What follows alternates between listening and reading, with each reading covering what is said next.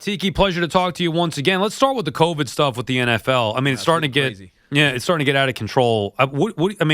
What are we looking at here? Are we going to look at another stoppage? What do you think the end game is here with this? I don't know if there's going to be a stoppage. I mean, we're so late in the season, and this is crunch time, obviously, once you get in December, and there's so many teams pushing for playoffs, especially in the AFC, Sal. As you look at it, it's 7-6, 7-6, 7-6. All these teams within a game or a half a game of playoff contention. So the games are really important, but also some of those teams like the Browns are in dire straits with Baker Mayfield just testing positive for COVID today. That makes the total number of positives for them and on the COVID reserve list to 14. Right? You can't even dive into the practice squad and really field a viable team at that point, as well as Kevin Stefanski, the head coach. And so you're seeing a lot of these old protocols that we saw last season, where you're doing everything virtually. You're trying your hardest to return two negatives on back-to-back days for guys that are asymptomatic. But I think it's going to disrupt this playoff hunt for a lot of these teams. They're just not going to be able to field their reliable starters on Sundays or now Saturday afternoons. And it's just not right, though, Tiki, right? Agreed. I mean, you're looking at it from a fan's perspective, from a team's perspective, the competitive imbalance. It's just not – it's not right now. I don't have the answer. I don't know if you do or not, but it's not – it can't continue like this where teams are being decimated and they can't run out players that you need to have to be able to go out there and compete fairly. That's right. And maybe they relaxed the 10-day, quarantine or 10-day away from the facility. But you remember last year, Sal, when we had this, COVID took over the league, and they kind of baked in an extra week or so if they needed to delay a week of the season and push the Super Bowl back a week. Well, I don't think they can do that this year. One, because they added the 17th game, but also the Super Bowl was already a week later, right? It's the second week of February this year. So now you're going to push the Super Bowl back to the third week of February, and you're right on top of March. It just doesn't make sense. So I think you're right. They are in a rough spot logistically, and they have to play these games as they go, but because the races in both the NFC and in particular the AFC are so close, it really does feel unfair, right? And I'm not even talking about wagering, because that's a big part of this now for a lot of people who are watching the NFL game. But how do you even get your mind around, getting a kid up to speed or a player up to speed in 2 days because the guy in front of him now tested positive for COVID and he's unavailable? You're right. The competitive imbalance is enormous.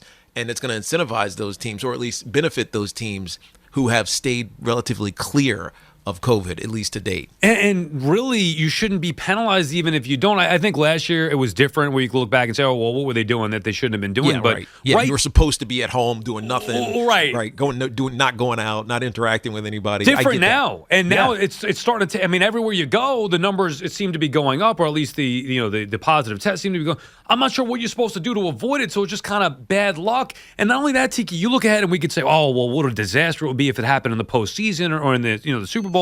Even now, to your point, they got to get these games in. There are no games that they could miss at this point in the season. No, you can't, and that's the hard part about it. It's like, all right, we'll just delay that one. But you know what happens at this point in the season, because we're seeing it. Just 2 games on Saturday, right? And obviously just Thursday night games. So things are spread out. So what if all of a sudden you're saying, all right, now we got to play this Cleveland game. They're supposed to play on Saturday. You got to play this Cleveland game now on Monday or Tuesday, and their next game's got to move. Who knows when that was? I don't know exactly when it was scheduled for, but it becomes a logistical nightmare, and it becomes a physical disadvantage too, because this is so late in the season. There's no more bye weeks. These teams could be stacking games, 4 or 5 games apart because of delays and COVID postponements, that it creates not enhanced, because that's the wrong word, but like a double disadvantage for some of these teams, and that's just not fair. It unlevels the playing field, and it's frustrating. But Sal, you're right. There is no solution to it. Right? What can the NFL do other than push back the Super Bowl, take a pause week, because this has taken over teams? There's 7 teams on mitigated COVID protocols right now, where they're not even in the facility, and just learning remotely and game planning remotely. It just feels like we're coming to a bigger head.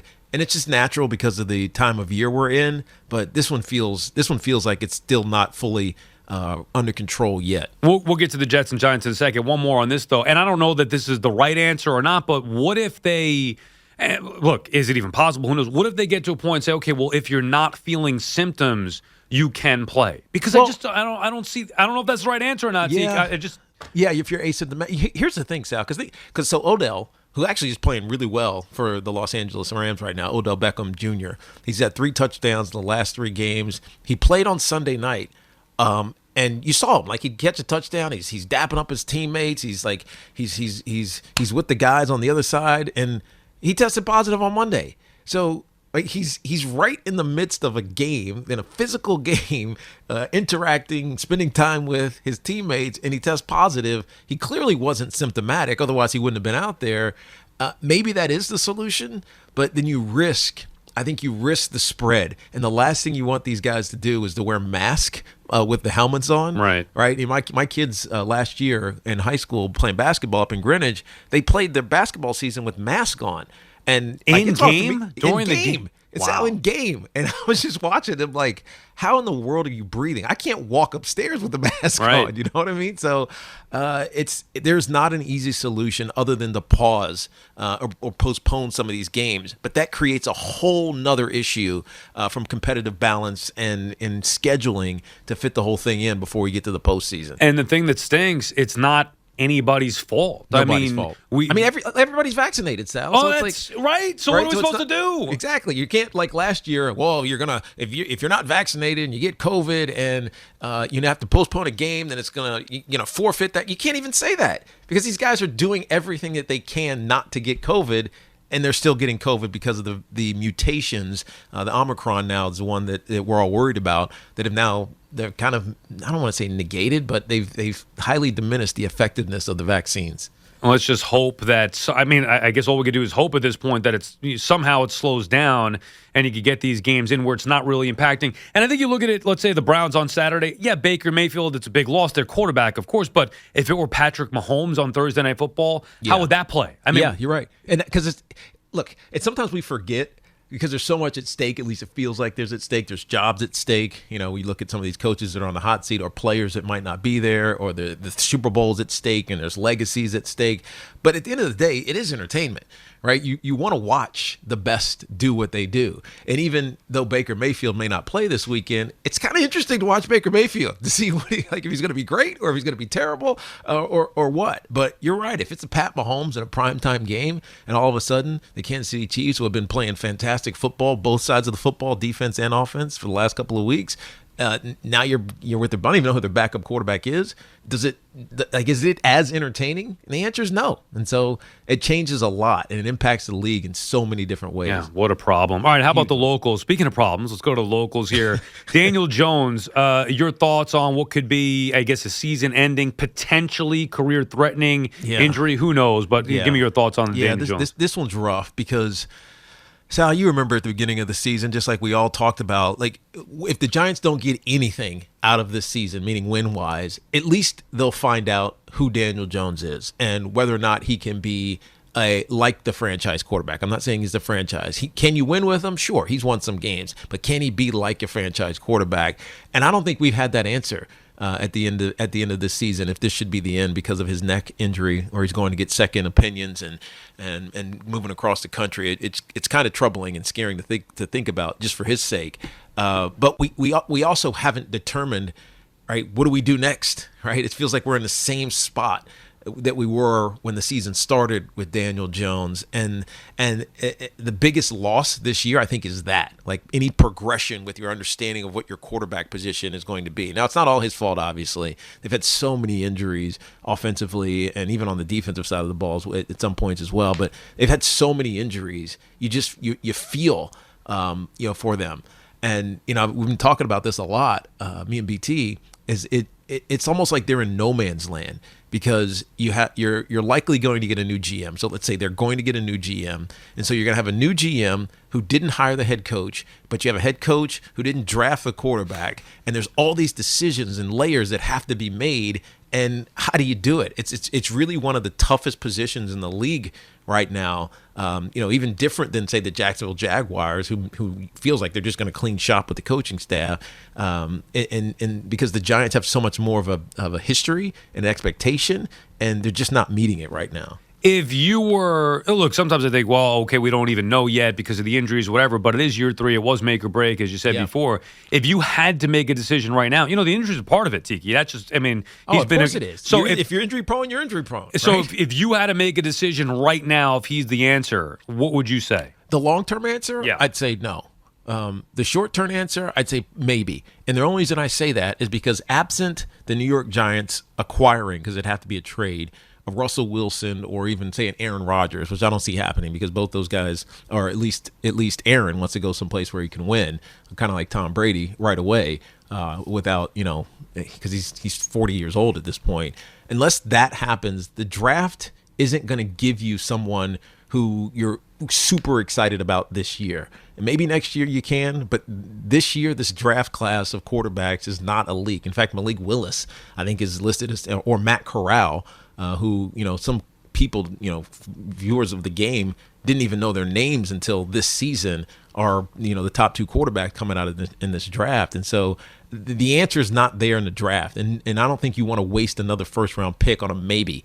And so you solidify offensively. You stick with Daniel Jones, hope that he's healthy. And if he's not, and after year 4, you figure out now we really got to make a move, whether it's in free agency or trade, or in next year, hopefully next year's draft class is better. One quarterback we know isn't going anywhere anytime soon. That would be Zach Wilson. Yeah. I'll tell you, though, Tiki, I like his skill set. I think you could see that if you watch him in one game. He flicks the ball down the field with ease. He's got some quickness. Amazing. Yeah, but he's got the confidence. He's got everything you need except for execution on game day. And why is he not making the 5-yard out throw or the underneath with nobody there? What is going on with Zach Wilson? Yeah, I think the processing is wrong. And I don't know who that's on necessarily. I mean, obviously we know the situation with the quarterback coach early this season passing away. And, Mike LaFleur being in his first year as an offensive coordinator, and, he's starting to find his way a little bit in the play calling. But I think with Zach, there's so much going on in his mind, and there's so much that's swimming in there that you sometimes get paralyzed. And I say that because you watch him go through his reads, and it's things that should be like immediate. All right, I'm on the right side of the field. I see double coverage. All right, it's not there. I don't have time to go back to the left side. Let me just check it down to my back. Right? It's simple things like that where he's checking the one side of the field and he's checking the other side of the field and he's realizing nothing's available. Can't really scramble. I'm going to get it to my back, but it's so late to the back that it's a negative play. You know what I mean? So it's the processing has to speed up, and if it doesn't, then you're going to keep getting these inconsistencies and negative plays and, turnovers because he gets rushed. I think a lot of that's because, he played in an offense at BYU that didn't require him to do those things, right? He was just kind of big shots and easy throws. And then in the NFL, it's a completely different game. A lot of these colleges is as much as they prepare young kids for the NFL, they also don't see nearly enough to just step right in. And we always throw these kids in. Like, the only one that's really doing it is Mac Jones. But we throw these kids in, and we just expect them to learn. But it takes a while, right? It really takes 2 or 3 years before they can really be up to speed on everything that they're supposed to see, the decisions that they're supposed to make immediately, and those that they can wait on. Now, you mentioned Mac Jones, and look at the system that he went in. So, and not that you could flip the two and say that it would have been the same thing, but clearly one structure, one system was put in place, and they brought Mac Jones in. They ease him along, and that's how they have success with him. With Zach Wilson, it's kind of like, here, go get him, kid. Go take your lumps, where clearly he's overmatched. How important, though, is it, not just with those two, but in general, for a quarterback to go to the right system with the right head coach and everything, the foundation put in place? It's everything. And Josh McDaniels knows it. And, you got to believe that, Nick Saban had conversations with Bill Belichick telling him this kid is smart. He's accurate.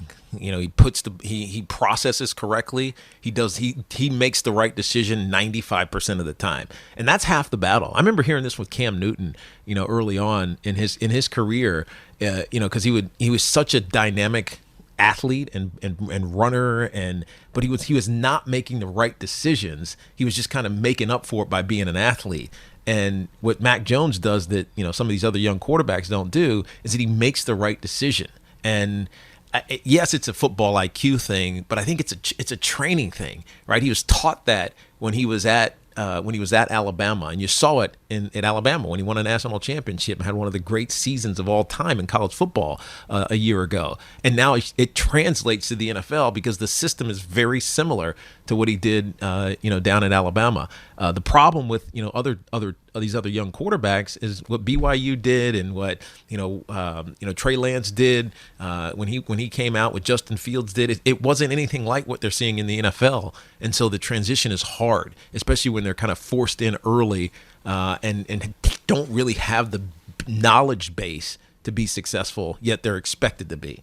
Yeah, and you look at the system and where they're put in, it really makes a huge difference. It's the biggest thing in the world. You getting ready for the new hours, the new commute pretty soon? I am. The hardest, I don't know when to leave in the morning. Oh, it's a disaster. Good luck with that. Oh, yes. That's the one thing I'm going to hate. But at least it's not at least it's on the front end though, Sal, not the back end. Because the back end now, because we're on national 3 to 6, is I'm right in rush hour. Sometimes it takes me 40 minutes just to get out of the city. So I'm looking forward to having to deal with that on the front end and having an easy commute on the back side. Good point, although the back end is not as good as I thought that it would be. But the front end. Right? Well, Why? I mean, maybe where are you going? You going to Jersey? I'm going to Jersey. But it's right by the tunnel. We're down right by the tunnel. Maybe you're all right. I go back to Long Island, but I would think, all right, what's it going to take? An hour and a half? No, sometimes 2 hours leaving here at 2 o'clock. But coming in for sure, you're going to get it. Anyway, Tiki and Tierney taking over this time slot coming up January 3rd, so a couple more weeks to go. Thanks, Tiki. Always good to talk to you. See you soon, Sal. Be good, bud. There you go. Tiki Barber.